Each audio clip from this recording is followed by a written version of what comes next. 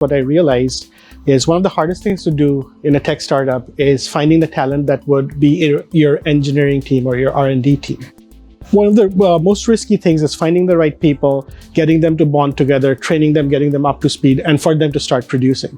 It's both expensive and risky, especially for founders and even for early stage venture-backed startups.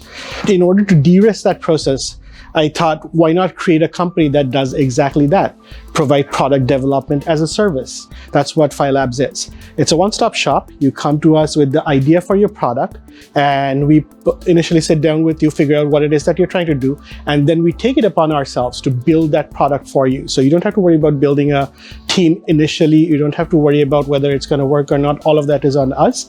We build your product. You figure out what's most important to you or to your business, which is who your customer is, what are their pain points, how are you going to sell to them, how are you going to reach them, etc. That's way more fundamental than the product development or the technology that goes within it.